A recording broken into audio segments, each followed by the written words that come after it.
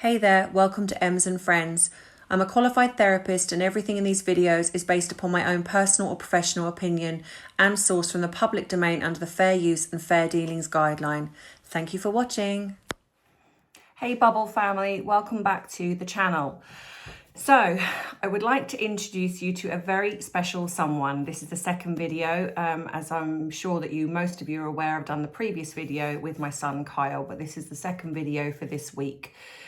But before I get down to the whys and wherefores of what I'm doing in this video, I'm going to introduce you to a very special someone. This is my mini me. How cute! How cute is this? Literally, look, how cute. Okay, so let me explain a little bit about Mini Me. This is Mini Ems. So look, I mean, the attention to detail is just phenomenal. And this was made for me by my very special friend, Murky Meg.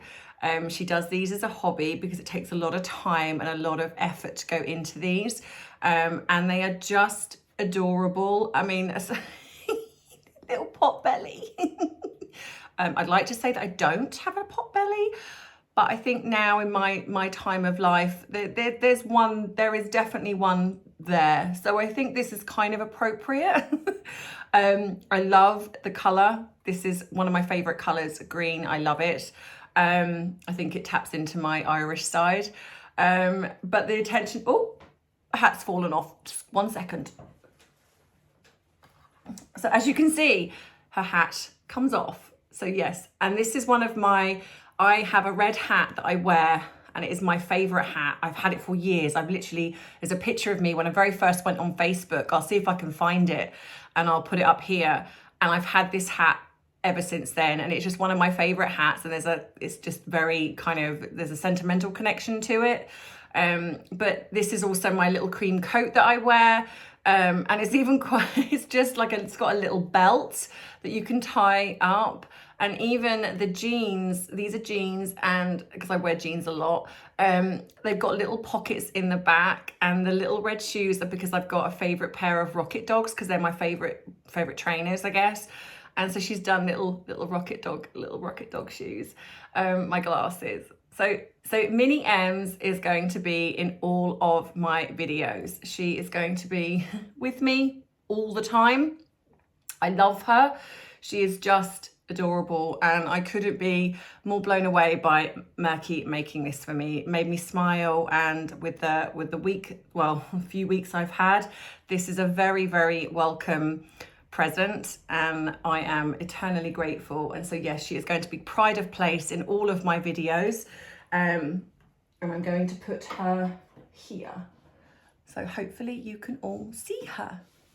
So yes, in the background also I have my Hold Still book, which I actually I got because I couldn't get one and they were out of stock, and then I managed to get one. So I'm also going to put that here. It's not for advertising, it's just because obviously in my videos I wanted to put something a little bit nicer in the background, and I probably will put the Earth Shop prize book when I get that, and that will go there as well. So today's video, I thought I would do a little bit of a sort of dive into narcissism. I have obviously done previous videos on this, but I felt that these ones were probably not as I guess didn't have as much detail in them. So I kind of thought if I can do singular ones which talk about various aspects of narcissism, but I'm going to start off on a general kind of concept of narcissism. And one of the things I'm asked as a therapist is, how do you spot a narcissist? And this is actually very, very difficult, because one of the things, I guess, in human nature is that we receive kindness, we receive positivity. So when you come across someone who is very, in a sense, over familiar, and there are different variations, obviously, because don't get me wrong, you can have a covert narcissist who can actually come in quite shy, seem quite reserved, And actually, this can kind of go more to this to psychopathy, but I'll touch on this version and another video. So in a general sense, a narcissist, whether it be male or female, will be very outgoing, very gregarious, very charming, very sexual. There'll be something, an allure about them that you kind of can't quite put your finger on. And what can happen is if you don't know yourself, like for example, you haven't set your boundaries, or you have set boundaries, but there's a vulnerability, there is something going on for you. And it's like they kind of have some sniffer mechanism that they will kind of seek you out. And it's not enough for you to say, okay, well, okay, I have worked on myself, for example, but you can also be a challenge. So even if you're somebody that, kind of spots someone, they're too over familiar and there's just something you're not quite sure about, you then become, if they set their sights on you, you become their challenge. So they will do whatever it takes to get you, in a sense. So one of the things I would say to anybody that goes into kind of dating, for example, because obviously this is not even touching on the narcissistic aspect of families, but this is somebody, if you have a friend or if you have a partner or you're going into the dating world, the things that you can kind of look at to spot narcissism. So firstly, they will be, like I say, they'll be very gregarious, they'll be very charming, probably even funny, but there'll be a kind of mysteriousness about them, and this usually can come from, especially in men, they're usually very attractive narcissists. So there will be an aspect of them that you will just find, like I say, very alluring. And what will happen is, if they set their sights on you, they will act as if you are the best thing that's ever happened to them. So if we're going to look at examples, for example, we got the example in Meghan. So what would happen? Obviously, we don't know the ins and outs of how Harry and Meghan truly met. We can only guess by either what they've said or what other people have come out with. But just in a hypothetical sense, say they actually did meet in Soho House. If she set her sights on Harry, which is very possible because we know already that she decided to come into the UK and she wanted to meet someone that was probably quite rich, someone that could be quite influential, and get her on that next level of where she wanted to be, because this is all what she's done. She has literally stepped, because that's what narcissists do. It's like, it's in a way, it's like a game to them. They, not that they're aware that it is, but it's like they have to, it's all about their image and money. And so they have to find better. If you stop being better or somebody that they can use, they will discard you instantly, and you will be, in a sense, gone to them. So they will then find somebody else. And as usual, they usually find someone else before they've even discarded you. So they will start to kind of be looking. So that will then go into the disown phase. So once they've hit disown phase, that's because they're now potentially looking for their next mark. And I'd imagine this is also what's happening now regarding Meghan. Every time she steps out and does something, there is monetary means, image means. It's all about to improve the image of her. She doesn't care about Harry, but it is all about improving the image. She wants people on her side. So all the time she does something, and this is why they bunny hop, because she tries something, doesn't work, she tries something else, and she'll keep doing that until, something hits and something sticks. So going back to Harry in her meeting him, she would have absolutely done something called love bombing. This is a very classic move with narcissism.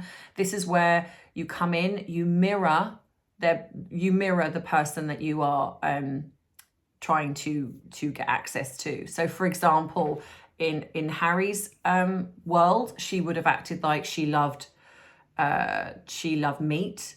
Even if she was vegetarian, she would have loved meat. She would have loved hunting. She would have loved to be a humanitarian. Everything that she thinks Harry wants in a woman, she would have emulated and mirrored. This is why she did the wearing Diana's perfume, because this is called psychological trauma bonding. So what she did with that is the fact that the smell of his mother's perfume would have instantly drawn on a familiar, safe, subliminal feeling for him. So as soon as he had that, it was already then starting to form that bond between him and her. So then she comes in, she's very sexual, and I absolutely will say that I believe this is how she hooked him. Not only was she to him attractive, but she would have been funny, charming, very sexy. And I know that some of you probably will be like, ugh, you know, but we're talking about Harry here. This is Harry who probably saw Meghan as a step up in who he dated. The fact that she probably did a lot of the stuff that he did, whether it be drink and drugs. So he found somebody that he could kind of come together in sort of, in similar hobbies, similar things that, the way they behaved, what they did. She was probably fun, outgoing. So he probably thought in that moment that literally all his Christmases had come at once, because at this point he doesn't know who she really is. But also the fact that you've got the fact that Harry is incredibly damaged. You have got the fact that he has never really dealt with the death of his mother. I believe there are narcissistic tendencies even in Harry. He behaves like a spoiled brat, and he is rebellious. And so along comes this person who kind of mirrors a female version of him. So, and again, this is all my opinion. This is speculation. I don't know for sure. I don't think any of us do. And, the only people that really know are the people that are truly involved. So this is just from what I've seen and from what I know regarding narcissism. So this is where she then decides she's going to get her hooks in him.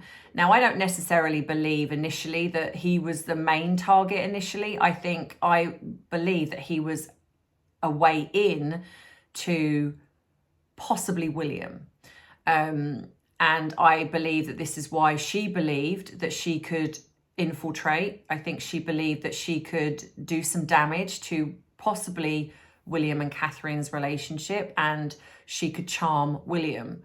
This might not be true, but this is what I believe. I believe William was the true mark initially, but Harry becomes second best.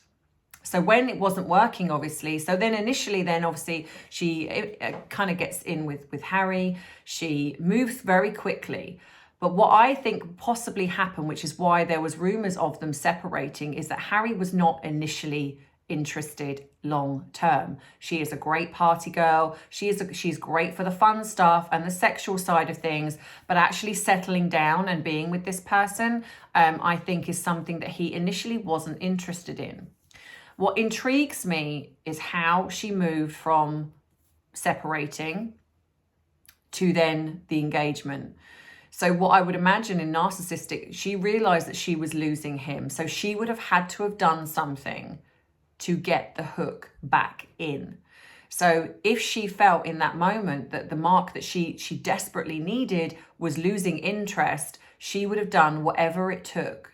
Now, this is where there is possible rumors of a fake pregnancy, where there is possible rumors that she could create a lot of problems for, and this is where the race side of it comes in. I can imagine a conversation of, if you discard me, or you don't, date me anymore, then, it's going to be because of I am, a black woman, and I'm going to shout this from the rooftops. This would have really, really damaged the royal family, 100%. If this woman had gone and said the reason that I was used by Harry, I was discarded, I'm a woman of colour, it's clear the royal family are all racist, they didn't want me there. It is very possible that this conversation happened. It had to be something extreme enough for him to get back together with her, because there is proof, the fact that they did break up around Inskip's wedding. She turned up, she wasn't invited, she was actually quite rude and disrespectful. it looked like there was quite a bit of hostility where he was ignoring her, talking to somebody else.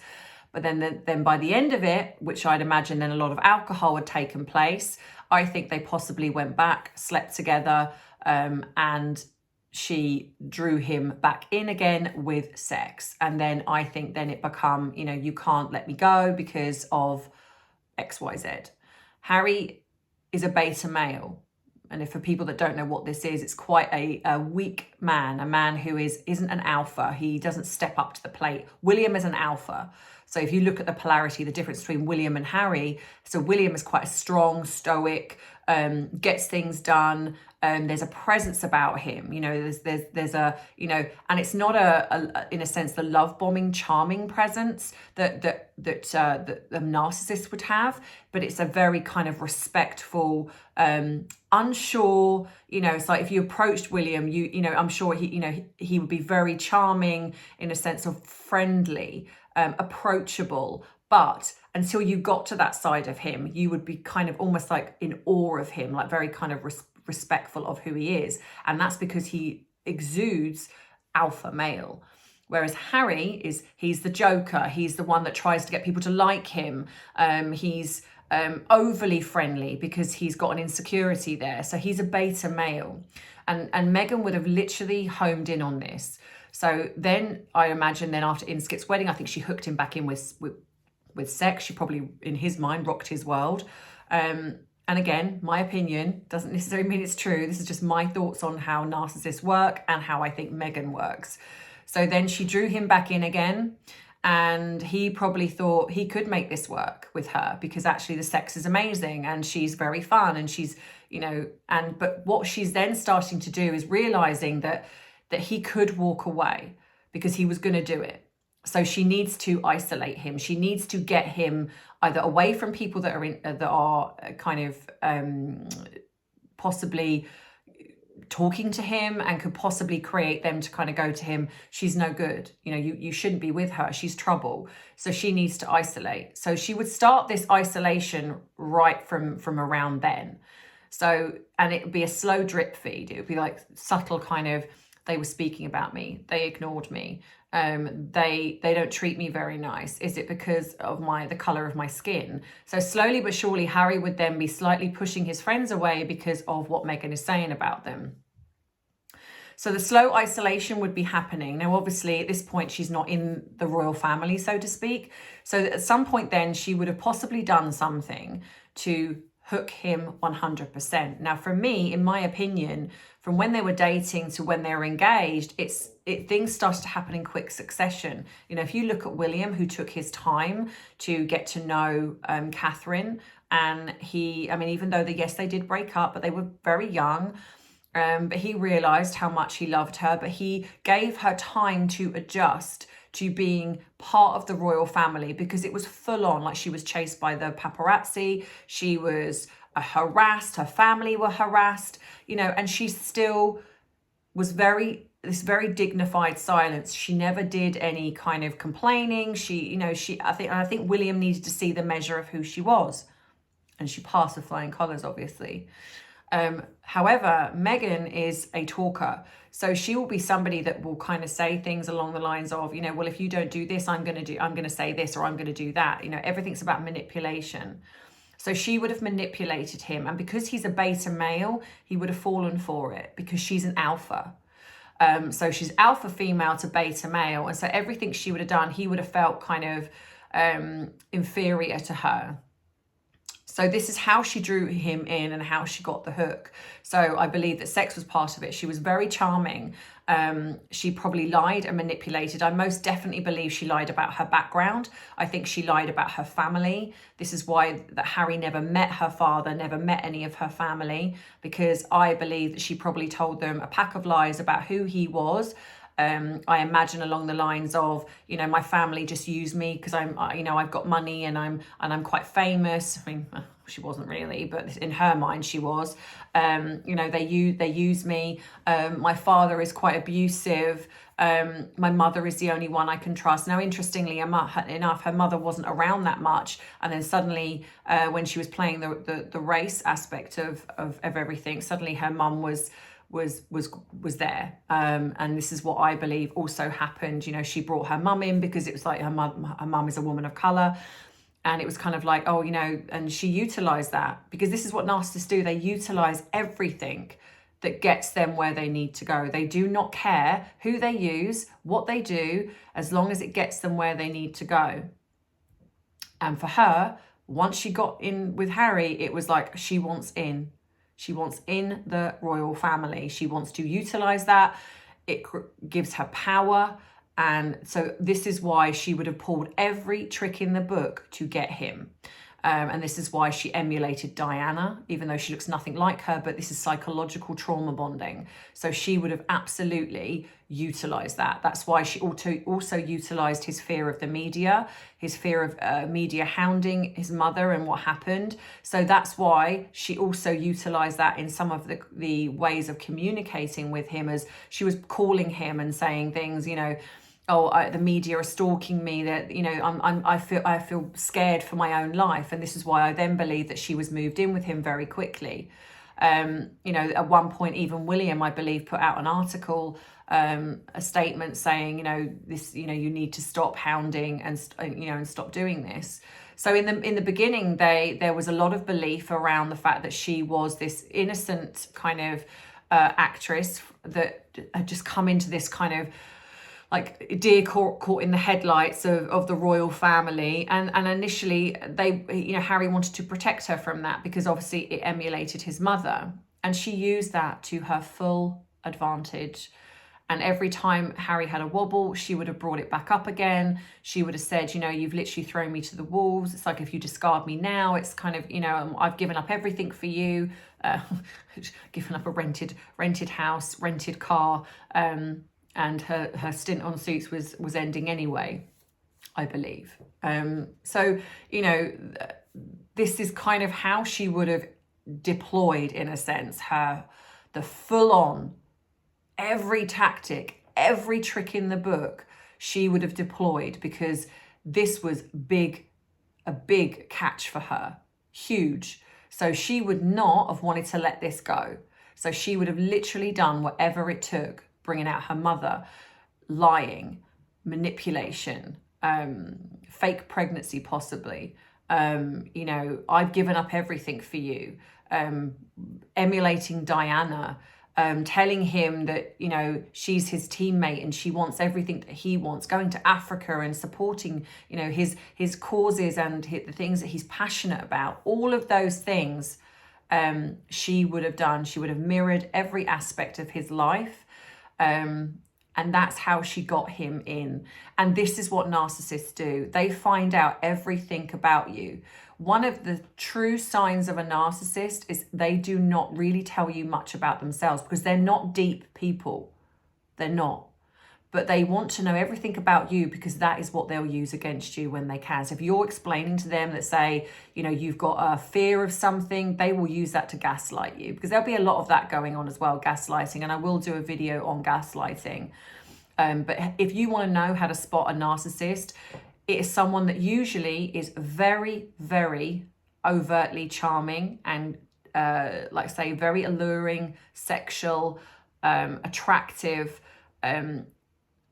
Most people, I want to say normal people, because I actually don't feel narcissists are actually normal people. Most normal people, if they've been in relationships before and they've got a bit burnt, say, are going to be cautious. You know, if you think of yourself, you know, when you go into a relationship, you want to be cautious. You want to get to know that person. You're building a foundation, a solid foundation. So it starts off with a friendship. So you take things very, very slowly. And if the person really wants to be with you, they will respect that. You know, they will respect the speed that you want to take this, because you don't want to get hurt again. You want it to be right. So you take things very, very slowly. But you also get to know each other on a deeper level. Now, a narcissist will not. They will bring it back to you. So they will say, oh, well, I don't want to talk about me. I want to know everything about you. And if you're not assured in yourself, you will think that's lovely. You'll be like, oh my God, they want to know everything about me. That's so amazing. But actually, no, what it is that they want to know everything about you, and they don't want to divulge anything about them, because you cannot see the real them. That's the mask. And if the mask slips, oh boy, you know, that's, you know, and again, I will do all of these. I will break these down in another video. So the narcissism aspect is very much about learning about yourself, your boundaries. Because they will manipulate that. So say, for example, if you've got a boundary of, I mean, I can talk about myself, say. So I've got, one of mine is I'm not a smoker. So I don't want to date somebody who smokes. Now, it doesn't mean to say that they're a bad person or anything like that. Of course, there are a lot of good people that do smoke, but it's just a preference of mine. You know, it's not something I like, and it's not something that I would want if I was dating. But a narcissist will manipulate that. So what they will kind of go is, oh, you know, they'll probably initially tell you they don't smoke, or if they do, they'll tell you that they're giving up, but if you are steadfast, like it doesn't matter if someone said that to me, you know, if they didn't smoke, I possibly would smell it on them. But you would go in with an element of trust. So say, for example, they lied and they said, oh, they didn't smoke. Okay, fair enough. But at some point, they will slip up. You'll smell it on them. Now, if you are not strong in yourself, like for example, if you are someone that second guesses yourself and second guesses things, and you smell it and you kind of go, like for me, if I smelt it, I'd be like, no, you are a smoker and you've lied to me. We're done. But a narcissist will manipulate that.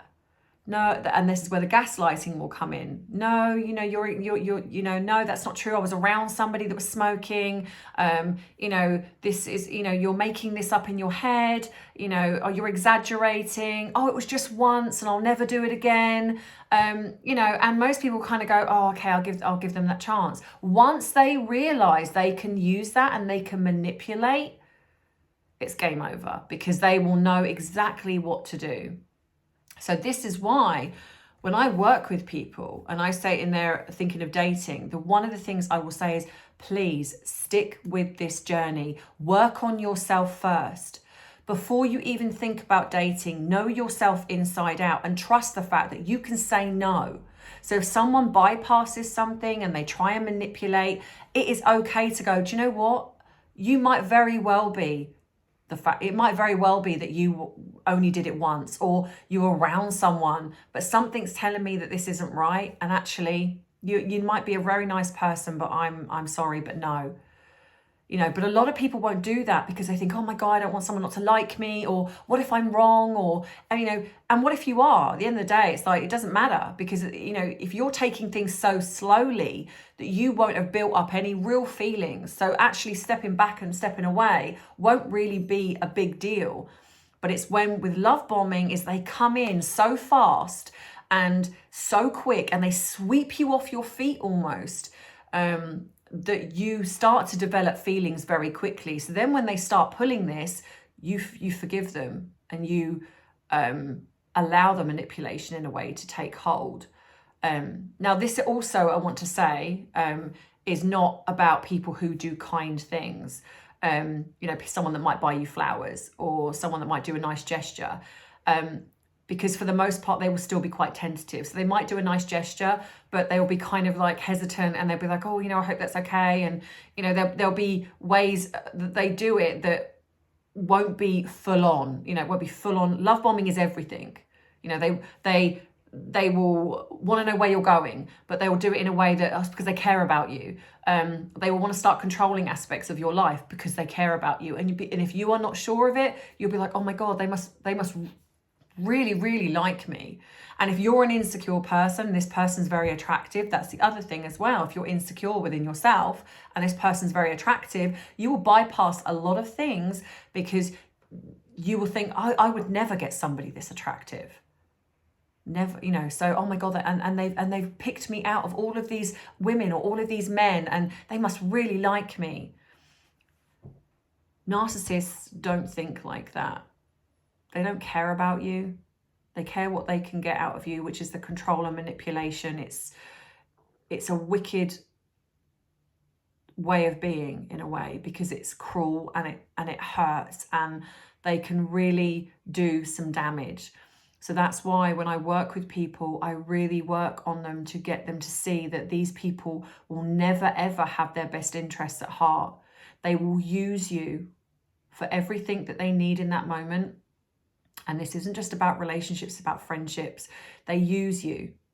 And when they are no longer, when you are no longer of any interest or any need to them, you will be discarded. And the disown phase will start. You know, you will see it. They will step back from the friendship. They won't message as much. They won't be as involved as much. There'll be excuses of why they can't see you, because you've become no more of an interest to them anymore. And then they will literally find a reason to then discard you, and you'll be done. That's it. And you're just left kind of going, what on earth happened? I don't even know what happened. And this has happened, you know, this is in relationships, friendships. You know, I will talk about family members on a bit more in-depth video, but this is about kind of spotting the signs of a narcissist, and obviously looking at an example of Meghan Markle. There are other examples out there. Johnny Depp's ex, I think, is another one that is very similar to Meghan Markle. So I hope this kind of clarifies things a little bit. Obviously, as always, if you have more questions, you can always email me. I just want to say that thank you for the love and support that I have received from all of you. You have been amazing. And I'm really glad that the Bubble family is staying true and staying strong. I'm also thinking of opening up a Facebook page, a Facebook group for Bubble family members to come across if they so choose, and it will be, again, an extension of the little community, so you can actually chat and communicate a bit more with the other members that are there. This will be something I'm going to be working on, and it will be monitored by me. I will be the admin, so obviously I will interact with you a little bit more. And also I will keep an eye on it, and it's so there is no bullying, no real, I want it to be, again, be a safe space. And this is where people can come in and they can give tips on, you know, if you've got children, it's like you've got great tips for your children, recipes, you know, just any daily living things that you think that other people could benefit from. I just want this to be a place where people can go and, you know, if you're feeling alone, you're not feeling alone. Because, I mean, even though we've got the Bubble family on YouTube, it's quite difficult with the comments. So I kind of thought maybe if I can set up this group, then maybe that's a bit of a safe space for people to come and chat, and they can, you know, talk about your favorite music, or talk about, you know, things that you like to do at a weekend. And if people are stuck or if they're feeling lonely, there's a place for them to go. So let me know your thoughts on that and what you think. So obviously, as you've already had the video before, the Earthshot prize, well done to the winners. I hope you've emailed me in to give me your address so I can send the book to you. And I will be doing more giveaways. This isn't the last one. There will be more. There'll be some over Christmas. So I can help you with your Christmas presents or Christmas food, whatever it is. You know, maybe I can send you a big turkey, or I can do something. So yeah, so there will be some great giveaways coming up, and I hope you stay tuned, and I hope you share the videos. You know, let's get some of the subscribers back. You know, let's get some serious, you know, members of our Bubble family in on this channel, and, you know, share the love, pay it forward. And yeah, so thank you. So thank you, all of you. I love you. And I cannot tell you how much I love you all. I really, really do. I care about each and every one of you, and you have been an amazing source of strength for me this last few weeks. I also want to say a big congratulations and a happy birthday to one of my closest friends, Becky, who is my sister from another mother. She is just, you know, she's amazing. I love you, Becky, and happy birthday to you. And I hope you have the most amazing day. And yeah, so this is a bye from me, a bye from Mini Me, and a bye from Ted. I'll see you soon, Bubble family. Bye. Mwah. Thank you for watching. If you liked the video, please remember to subscribe to the channel. Also, don't forget to pop across to Instagram and Twitter and give me a follow there. As much as I appreciate your comments, please remember to keep them respectful, otherwise you do run the risk of being blocked, and that would be a shame. Thank you for watching.